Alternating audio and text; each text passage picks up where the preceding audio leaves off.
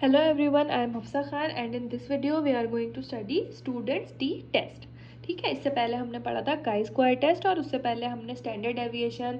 अगर आपको ये सारे टॉपिक्स नहीं पढ़े तो फिर आप प्लेलिस्ट में से जो लिंक है for complete syllabus of modern pharmaceutics वो आप देख सकते हैं. Okay, now this student T test was introduced in 1908 by William Seeley Gosset for the quality control of beer. It can be used to determine कि जो दो sets of data are significantly different from each other and is most commonly applied when the test statistics would follow a normal distribution if the value of scaling term is the in the test statistics were known. ठीक है, कब हम इसको apply करते हैं? जब हमारे दो सेट ऑफ डेटा होते हैं और दोनों एक दूसरे से बहुत अलग होते हैं और कॉमनली एप्लीकेबल होते हैं जब हमारा जो टेस्ट है वो फॉलो करता है नॉर्मल डिस्ट्रीब्यूशन.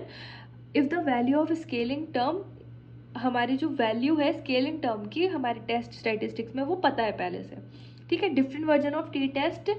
सैम्पल फर्स्ट है हमारा सिंगल सैम्पल टी, जहाँ पे हमारे पास सिर्फ एक ग्रुप होता है और we want to test against a hypothetical mean. दूसरा है हमारा independent sample. We have two means, two groups, no relation between groups, for example people randomly assigned to a single group. ठीक है, next we have the dependent T. Here we have two means either same people in both group और people are related like husband wife. ठीक है, तो ये हो गए हमारे अलग अलग तरह के सैम्पल टेस्ट. अब main usage of T test हमारा कहाँ आता है? A one sample location test of whether the mean of a population has a value specified in a null hypothesis.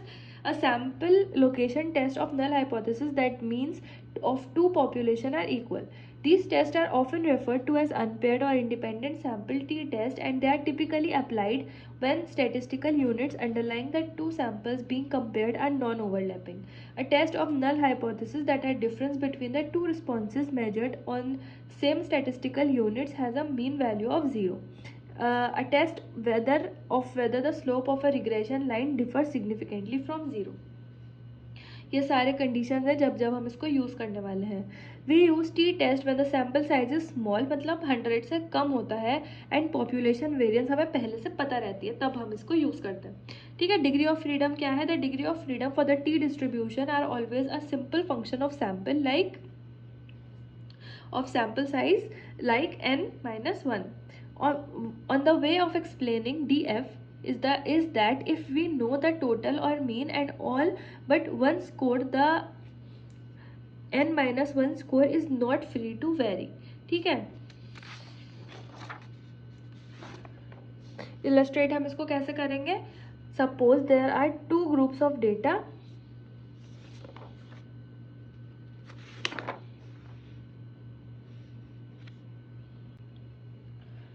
T distribution is a short fat relative of a normal. The shape of T depends on its df.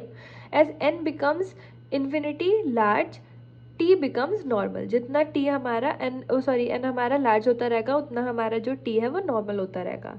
So this is T distribution. This was all about students T test.